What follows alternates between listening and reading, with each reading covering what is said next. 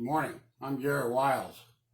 The $15 per hour minimum wage would boost pay for 17 million employees, but put almost 3 million other employees out of work, according to the Congressional Budget Office. For most low-wage workers, a $15 per hour minimum wage would lift some families out of poverty, but would cause other low-income wage families to lose their breadwinning wage altogether, throwing them into the throes of poverty. A resolution now in the House, H.R. 582, would do the following things. Increase the federal minimum wage in 6 annual steps from $7.25 per hour to $15 per hour, and then adjust the wage annually thereafter to keep pace with the median hourly wage. Increase spending subject to appropriation by increasing the wages of some federal workers. Increase off-budget direct spending by increasing the wages of some postal workers.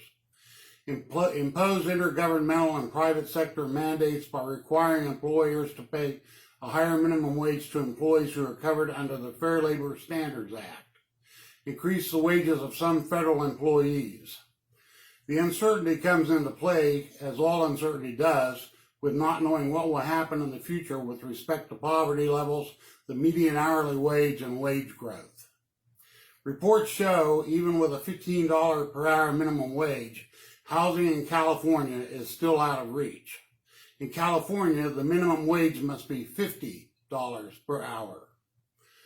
It is thought a $15 per hour minimum wage will cause negative ripples to taxpayers throughout the entire U.S. economy.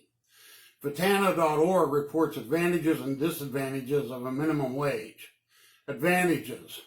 Number 1, a minimum wage gives people an incentive to work. Number 2, workers can live comfortably when the minimum wage meets their needs. Number 3, minimum wage laws offer some level of job security. Number 4, it works to create a workforce which is stable. Number 5, a minimum wage allows workers to invest in themselves. Number 6, it promotes local and regional economic growth. Number 7, a minimum wage promotes societal equality. Number 8, other worker protections typically come with a minimum wage. All of these are certainly good, but cannot be claimed to be an advantage in any meaningful way with a minimum wage as low as $15 per hour, even knowing it sounds very attractive to a waiter or waitress making $2.13 per hour minimum wage. Disadvantages. Number 1, the wage must be kept increasing for it to be relevant. Number 2, it affects small businesses and low-skilled laborers the most. Number 3, raising the minimum wage doesn't fix poverty. Number 4, employers may look for cheaper options to replace minimum wage workers. Number 5, a minimum wage shifts the economic foundations of local communities. Number 6, minimum wage laws encourage more offshoring or outsourcing. Number 7, a minimum wage increases the cost of items. The 2020 Democrats don't guarantee an ever-increasing wage in their campaign speeches, although it is mentioned in H.R. 582, which has yet to pass and probably won't. A minimum wage won't fix the poverty level, but will encourage the economic foundation of local communities to move in a downward motion.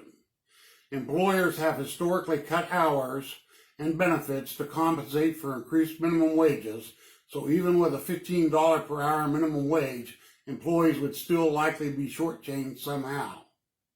It just doesn't look like a $15 per hour minimum wage will work.